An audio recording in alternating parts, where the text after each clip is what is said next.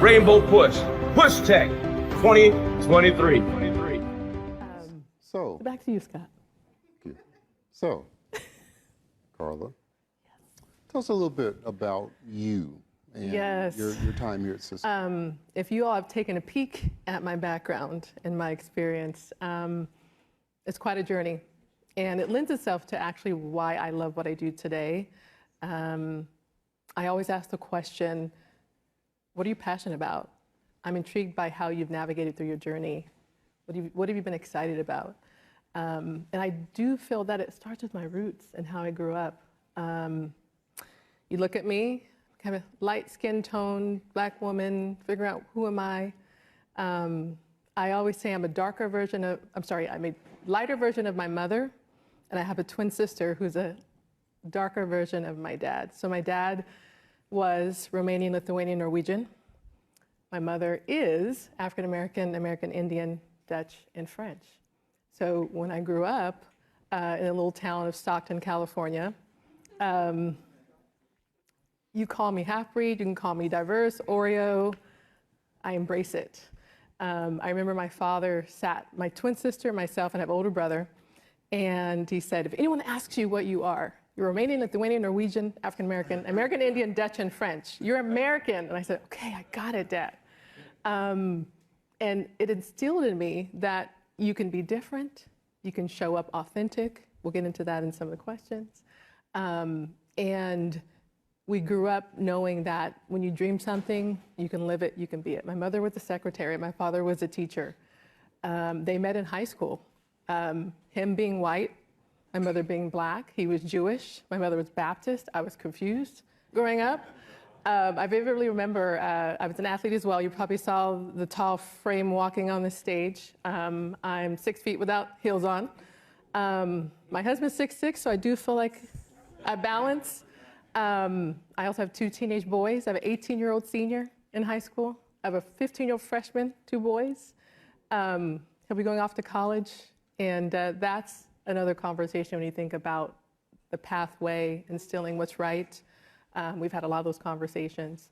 But growing up, it was very intriguing to see my parents have their day jobs, and they were musicians. They met in high school, but they had to overcome those racial barriers. Grew up in the 50s, graduated from high school in the 60s, and I'm not going to be as descriptive, but they had it hard, and they made the love work. So when my father would sit us down and say, this is what you are, he fought for that. Their parents embraced them, of course, and we just grew up like we were the best of both worlds. Fast forward to college, that's when I had an eye-awakening experience.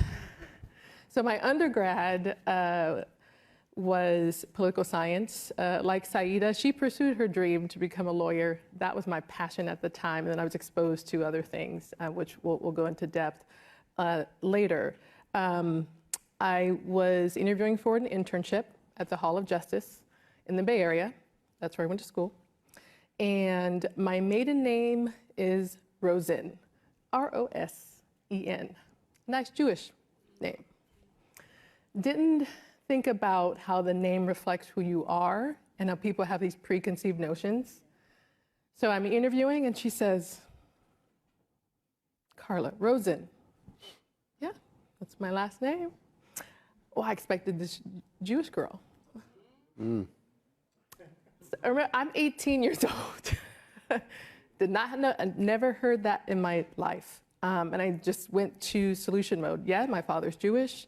My mother's African American, American Indian. I'm here to interview for the role, and this is why I feel I have the skills to land the job. And this is what I can do. Walked out of there with the job, with the internship. But I also found myself feeling a bit degraded. So I called my parents, and they gave me the realization. Remember all the things we told you about growing up?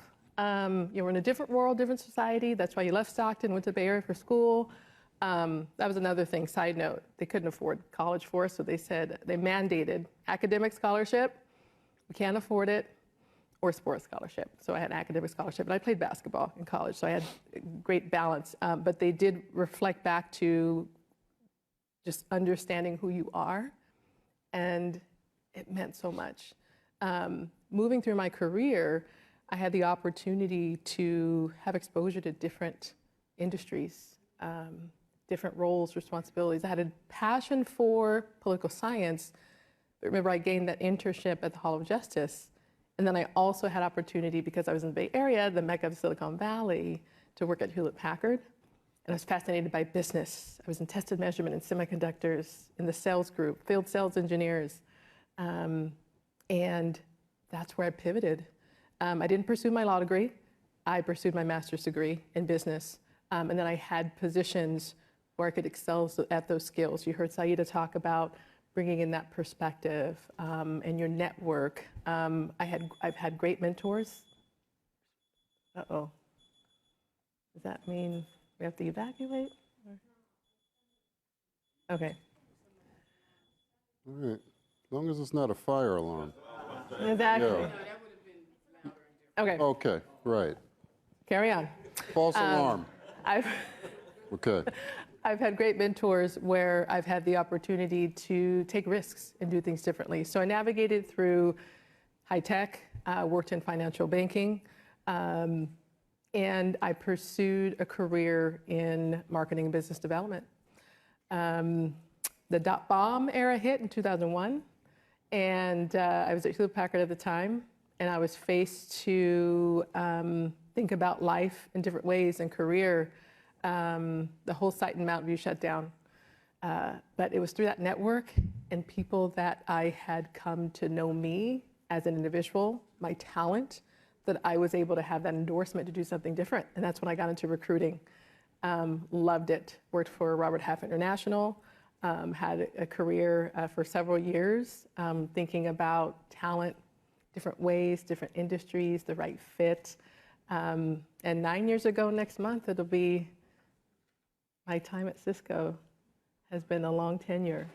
What I think is important, though, is on the topic of leadership and diversity, is also thinking about how are you going to make that path for you. Again, going back to some of the knowledge that Saida shared with us, it's important when you navigate through your careers, how you think about roles, responsibilities, what you want to do next. Hone in on that and take those risks, because when you have that exposure to the awareness to other opportunities, other leaders, that's what makes you thrive. That's a little bit about my background and where I've come today. One last thing. What I do for Cisco is I oversee the executive hiring. As you and I saw Brian and I in exchange there, I'd like to say I'm proud to hire the best talent for Cisco at the executive level. I have a global team. I work directly with Chuck and the ELT. When you also consider someone at that level, what is the impact they're going to make? They're so well invested in what they do today. Like Brian, what is it going to take for them to think about career in a different way? And I enjoy it. I was going to ask you about that role you play with executive talent, because you're also in our social justice actions. Yes. Right, around increasing board diversity. Mm-hmm. So, and of course, when we talk about diversity, sometimes folks, we start turning it into all other things other than what we would say identity diversity, women or mm-hmm. Black. So how difficult has it been for you to, go after the best talent? And I'm saying that because that's my... Mr. Brian Tippins, that's yes. Mr. Yes. Brian Tippins, everyone. Mm-hmm. Not just because he's my boss. But going, obviously a person like Brian who's an established thought leader in that Absolutely. space, how difficult is it to kind of get the type of diversity you're looking for and talent in that package? That's a big package of information, and I'm going to break it down a bit. Brian was obviously a very intriguing conversation. It's not just, let's pick up the phone and talk. Is there a connection? Is there something worth pursuing? And of course, we think about the exploratory conversation and what conversations would be more meaningful to help advance those discussions. Let me go back to 2020, because hiring at Cisco, and I would say any company for that matter, especially when you're thinking about diverse leaders, African American and Black, Hispanic, Latina, I like to think of it full spectrum. It's not easy to have everyone agree to this is the right talent, this is what I'm looking for. They have all the all the talent that aligns with the specs and deliverables. And just to give you simple numbers, Scott, from 2020, in that first year, we increased our executive population by 120%. That's small numbers, but the movement was there, and it took a lot of showing strategy, thinking about how we overcome hiring plans with the right talent. I like to call it this active talent bench. So you may not have the right talent, you may not have the right role today or right talent, but how are you thinking about the organization where you may be leaning towards in growth, innovation, realigning the organization, and what type of talent and leadership capability you will need to land in that role? It starts with the cultivation. So it's not, I've got Scott McGregor, we've had a great conversation, I have a role. Now, likely you don't have a role at the time, but you're engaging in conversation, you're talking about what's important to you, and then the movement happens, excuse me. You engage in the right dialogue, and it could take 3 months, it could take 6 months, it could take over a year. But it's that cultivation piece and understanding that you have an active talent bench. So when you're ready, and there's often times when we engage with executives, they're going through much change, integration, it's not the right time, but it's that network. Let's stay in touch. Sometimes they reach back out to you and say, we engaged in this great conversation, I learned about Cisco, I like where you're heading. And oftentimes, it's culture. It's, can we talk about the inclusion and the diversity at Cisco? I want to know more about the culture. How will I fit it as a leader? I encourage that with my teams. I build strength in my teams. Tell me more. Not the role. They already know they can do a great job, but it's more about, can I fit at Cisco? You'd be surprised. Many of the conversations start that way, because if they're well vested where they are and they're making all of this time for you to think about what is that next advancement for me as a leader, as an executive, they want to understand, am I going to be a good fit? Okay. So I want to get your reaction to a comment. When people often talk about hiring diverse talent, Yeah. But we should only be trying to get the best people, not just for the sake of diversity. Mm-hmm. React to that for me. Exactly, those remarks. I like to put it to the test. I've been doing this for a long time. I've worked in different industries. I've seen different types of talent. Remember Saida mentioned church going, committed, faithful. Those are skills we look for. In this role, of course, you can bring the data, you can look at your DNA, your complete executive makeup. It's great. And you can share, okay, this is where there are opportunity areas, we'll call it. And when they say, I want to have the best talent, it takes a bit of influencing to do that. Because at a company like Cisco, there's so many different business verticals. Obviously, you have the tech acumen you need, the domain expertise. So there's certain areas of expertise and talent that you need to make sure is a good fit. Because after all, they need to lead well and be able to accomplish success. There are some areas, though, when you think about, this is a leader that understands the domain and the business, but we can possibly go to a different industry for this. So maybe not B2B, but consumer. The Nikes, the Under Armours, maybe some of the bigger companies that have had success, and a leader that is a proven performer. But see, there's one thing that I go back to, is that cultivation. Mm-hmm. So if I've engaged with someone, or anyone from my team,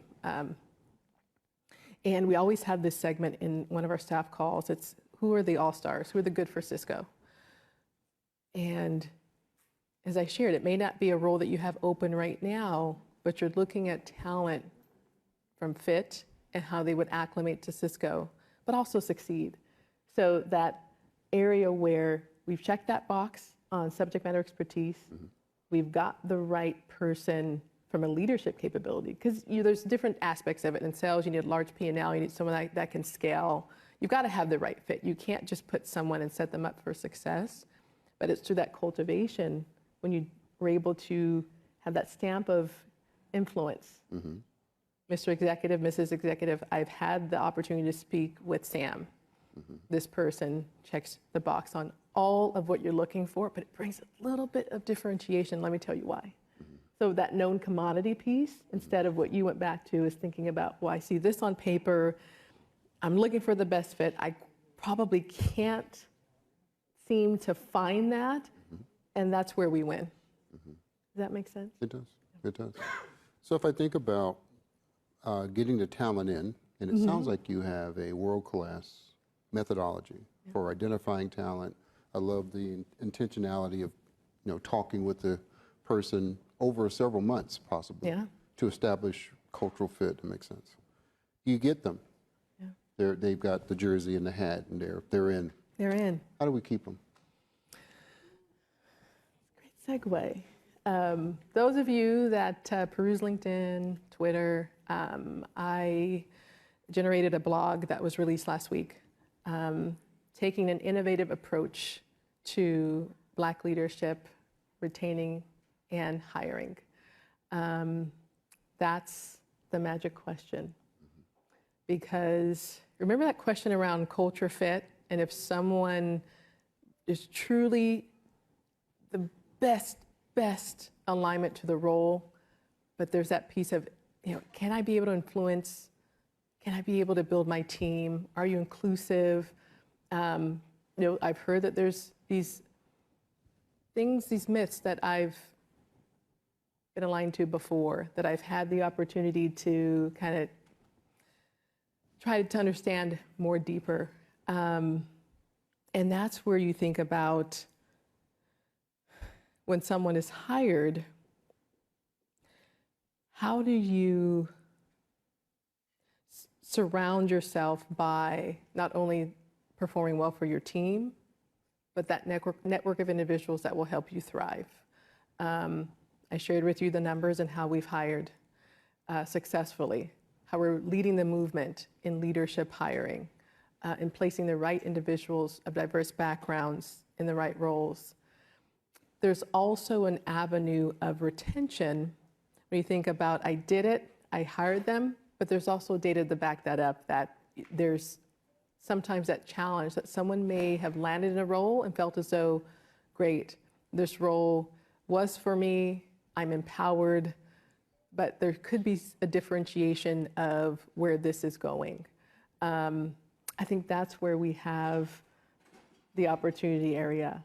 And when you think about leadership and diversity, I know for me, as I do mentor those that are in leadership roles as well, it's, have you found your purpose? Have you found your place? And if not, let's think about, who do we have that we can have you partner with, expose you to, that you feel that it's meaningful? Because there's one thing to join a company and feel as though, all right, I've landed it, I know my job, but there's also the politics of it, right? It's, how do I delegate? Who do I need to socialize to get this program, this initiative rolling? And sometimes when you think about retention, people feel as though that might not be something that they were expecting. So as we retain our talent, we look at all those facets. I know when we onboard executives, it's more about, how do we connect our executives with people that are in their community, that are likely in other positions, that they can feel that proximity to, that they can even think about, how do I open up that's separate than my job, my responsibility, but building that community. I think that's where, We also consider developmental programs, how we're looking at underrepresented groups, how do we gain the right exposure, all of that to say it's a work in progress. We haven't had the magic formula for that, and we are progressing in looking at ways to become more intentional in providing those types of programs. Okay. So it sounds like if we get these, high-powered executives that come into our organization, you need to have a mix of the right culture to keep them, then also opportunities for them to continue to grow and opportunities for them to expand and different things like that. So we're coming up here, just got a few minutes left. Let me ask you this question. It's kind of similar, kind of related to what we were just talking about. So when companies say they can't find the talent that they're looking for in certain, even with all of the attention that we're now paying to being intentional, if I can use that word, about identifying diverse talent, what are they getting wrong? What are they doing wrong? Yeah, that's a great question. I'll just share some of the philosophy and the big wins that we've succeeded at with Cisco, and hopefully that can knowledge share and kind of give you some things to bring into your own respective companies. When you think about how you represent, you as an individual, you as a leader, do you have that opportunity to share your voice? And I say that because in my role, I have an opportunity to speak with amazing executives externally. I also have an opportunity to talk with internals and discuss, hey, how are you doing? I have roles. If you're thinking about mobility, there's a promotional opportunities. There's that avenue where people can truly understand, okay, I've got a pathway. I've got something that is meaningful for me. But it's also the alignment that I have with Chuck, our CEO, and the ELT, INC action plans. Again, when you hear someone say, gosh, I'm just having a hard time finding the right talent, okay, let's go to the methodology behind it.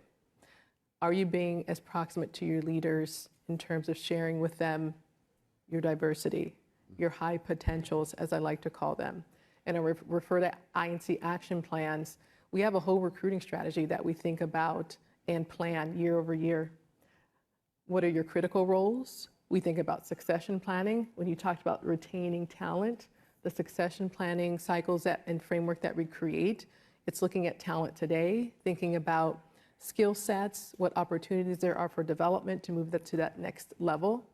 You're also thinking about how are you going to engage in this population where they do feel valued, feel trusted. I like to have those types of discussions with not only ELT, but the SVP population, because it's bringing them close to perspective. When they're saying, I can't hire the best talent, it's just a challenge for me, then let's walk through that.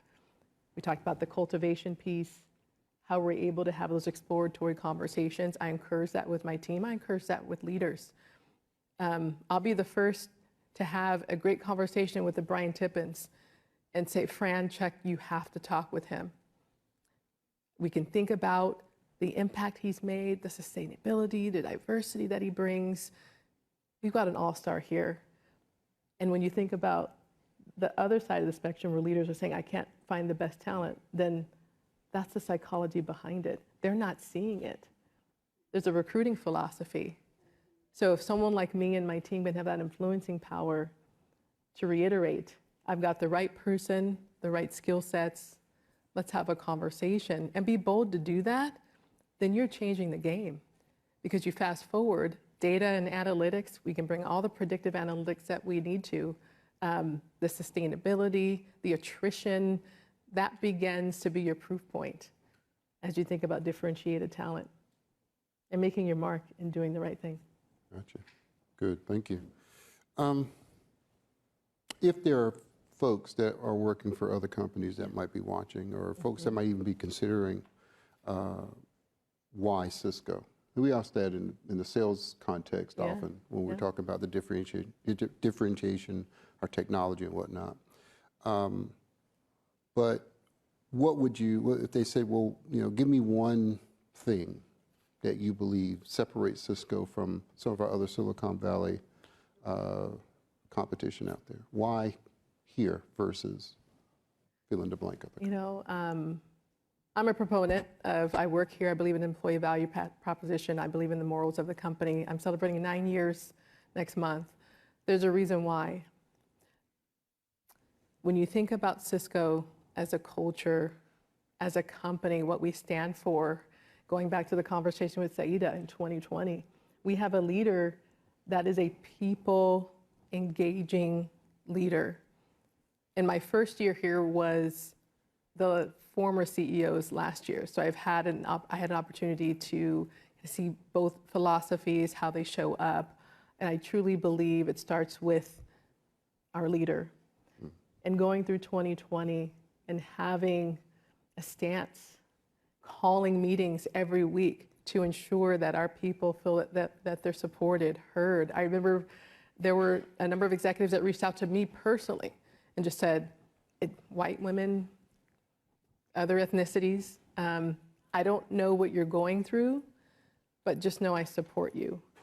And if we didn't have a leader that encouraged that, that allowed us to just be in the moment, I had peers that I had to help advise at other companies, large Fortune 100 companies, that had CEOs that wanted to mask it, that wanted to put it behind the scenes. Someone that led diversity and inclusion for one of those big companies and didn't want to go out with an announcement to say, we're here for you, wanted to cover it up and go a different route.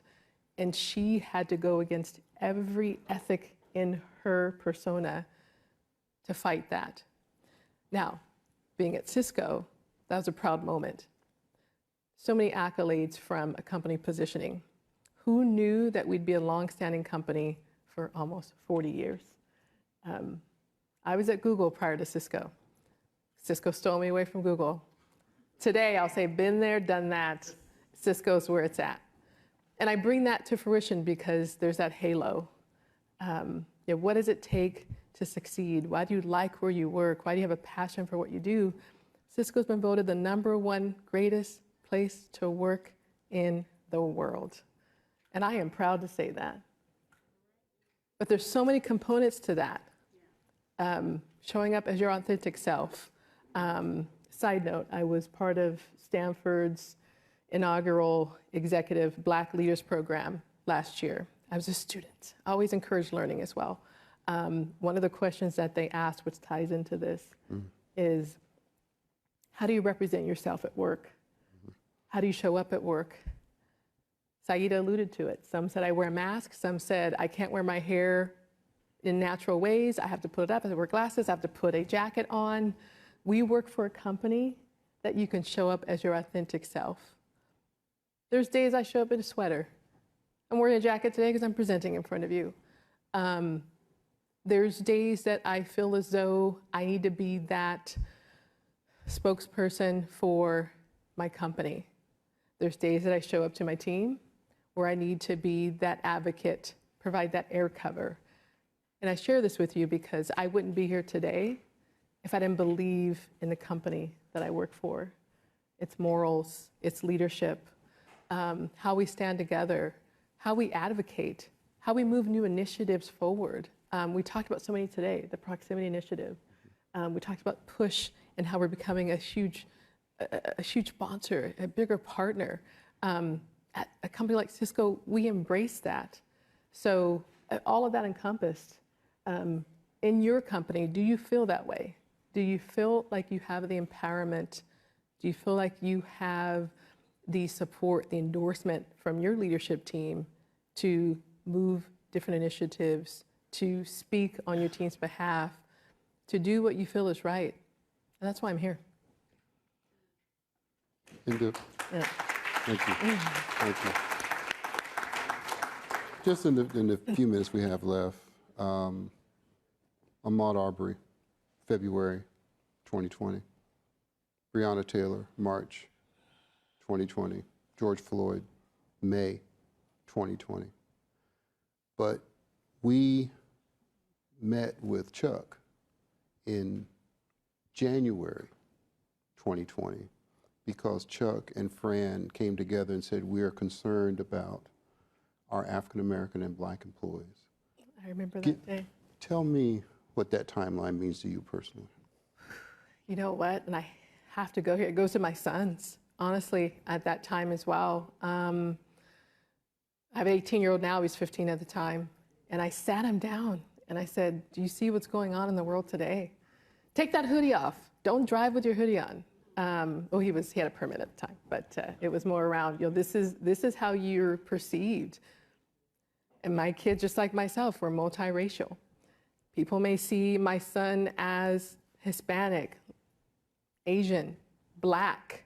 He's got dark features, light skin. I said, when you wear that hoodie, this sends a message. It shouldn't have to do that. So when we talk about 2020 and the